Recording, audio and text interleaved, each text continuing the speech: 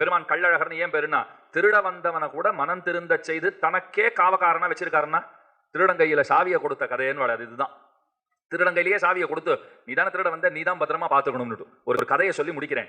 ரயில் பயணம். ஒரு முதியவர் ரயில்ல ஏறினார். ஏறினவர் கையில பெட்டியில ஏதோ விலமதிப்பில்லாத ஒரு பொருளை வச்சிருந்தார். வயசானவர், 75 வயசு இருக்கும்னு வச்சுக்கோங்க. ஐயோ இத்தனை வயசாகி போச்சு, விலமதிப்பில்லாத பொருளை பெட்டியில வச்சிருக்கோம், இதை எப்படி பத்திரமா பாதுகாக்கிறதுன்னு தெரியலையேன்னு பார்த்தார். எதிர்க்க ஒருத்தன் இருந்தான், ஒரு பையன் உட்கார்ந்து இருந்தான், 30 வயசு இருக்கலாம். அவனை பார்த்தார். இவர் அந்த பையனை பார்த்து சொல்றார், என் பெட்டியில நான் விலமதிப்பில்லாத ஒரு பொருள் வச்சிருக்கேன் அப்படின்னு சொல்றதுக்கு முன்ன ஒரு கேள்வி கேட்டார். அது சொல்லிடுற முதல், நீ எங்க போறேன்னு கேட்டார். அவன் சொன்ன ஊரு இவர் போற ஊரு ஒரே ஊர் தான், கடைசி ஸ்டாப்னு வச்சுக்கோங்க. அடுத்தது அந்த பையனை பார்த்து சொல்றார், நல்ல வேலை நீ அந்த ஊர் தானப்பா, நானும் அங்கதான் போகணும் அப்படின்னு பேசிட்டு என் பெட்டியில விலமதிப்பில்லாத ஒரு பொருள் வச்சிருக்கேன்னு சொன்னார். இப்படி சொல்றது சரியா தப்பா? தப்பு. ஏன் சொன்னா நீ எடுத்துக்கிட்டு போன்னு அவனை பார்த்து சொல்ற மாதிரி தானே ஆகுறது. அதனால இவர் என்ன சொல்றாரு, பெரியவர் விலமதிப்பில்லாத பெட்டி வச்சிருக்கேன், நான் கொஞ்சம் தூங்கினா கூட நீங்க அந்த பெட்டியை கொஞ்சம் பாத்துக்க வேண்டியது அப்படின்னு சொன்ன உடனே அவன் மனசுக்குள்ள திட்டம் போட ஆரம்பிச்சான். எப்படியாவது நாம அதை திருடிக்கிட்டு போக வேண்டியதுதான். நல்ல வேளை இந்த மாதிரி ஒரு பைத்தியத்தை நான் உலகத்திலே பார்த்ததில்லை. ட்ரெயின் ஏறின உடனே பெட்டியில விலமதிப்பில்லாத ஒரு பொருள் வச்சிருக்கேன்னு தானே சொல்றதே நல்லதா போச்சு, அதை நம்ம எடுத்துக்கிட்டு போக வேண்டியதுதான் அவன் தீர்மானம் பண்ணிட்டான். இந்த பெரியவருடைய நம்பிக்கையை சம்பாதிக்கணும் இல்லையோ, இவர் நம்பிக்கையை சம்பாதிக்கணும் இல்லையோ, என்ன பண்ணா, சரி சரி நான் கொஞ்சம் அப்படி பாத்ரூம் போயிட்டு வரேன், என்னோட உடைமைகளை கொஞ்சம் நீங்க பாத்துக்கோங்க அப்படின்னுட்டான். அவரு சரிப்பா அப்படின்னுட்டார். அவர் போயிட்டு வந்தான். வந்த அப்புறம் இவர் சொன்னார், நான் தூங்கட்டுமான்னார். நன்னா தூங்குங்களேன், நான் பாத்துக்கிறேன் அப்படின்னாங்க.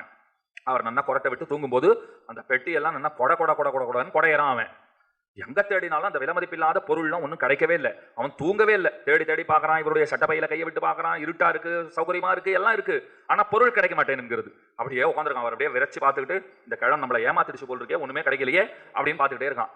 காலையில அவர் மெதுவா எழுந்தார். ட்ரெயினை விட்டு 2 பேரும் இறங்கணும் அப்படின்ட்டு அவன் போக பார்த்தா பாருங்க, ஒரு நிமிஷம் நில்லுப்பான்னார். அவர் என்ன அப்படின்னா, இல்ல அந்த விலமதிப்பில்லாத பொருள் அப்படின்னார். அவன் மனசுக்குள்ள நினைச்சு, அட போயா ஒண்ணுமே காணும் பொட்டியில, விலமதிப்பில்லாத பொருள், விலமதிப்பில்லாத பொருள், தூக்கமே போச்சுன்னு. என்ன என்ன அப்படின்னா, அந்த விலமதிப்பில்லாத பொருள் என்னப்போ அப்படின்னா, அது ஓம் பொட்டியில தான் இருக்கு, ஒரு நிமிஷம் கொடுன்னார். அது எங்க இருக்கு? ஓம் பொட்டியில தான் இருக்கு, ஒரு நிமிஷம் கொடு. என் பெட்டி இல்லையான்னு. ஆமாம்பா, என் பெட்டியில வச்சுட்டு தூங்குறதுக்கு பயமா இருக்கு எனக்கு, உன்னை பார்த்தா நீ விழிச்சுக்கிட்டு இருப்ப, நான் தான் சொன்னேன் உன் பொறுப்புல வச்சிருக்கேன், நீ பத்திரமா பாத்துக்கோன்னு சொன்ன. உன் பொறுப்புல விட்டேன்னா இதான் அர்த்தமா? நம்ம பெட்டியில எப்ப வச்சாருன்னு யோசிச்சான்.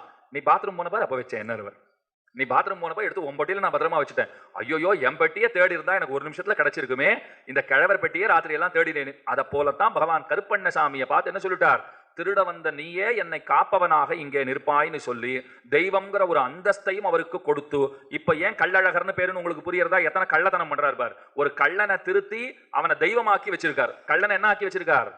தெய்வமாக்கி வச்சிருக்கார். தெய்வமாக்கி வைத்து அவனை பார்த்து ஒரு கள்ளச்சிரிப்பு இன்றைக்கும் சிரித்துக் கொண்டிருக்கிறபடியினாலே அந்த பெருமானுக்கு என்ன பெயர்? கள்ளழகர்னு பேரு.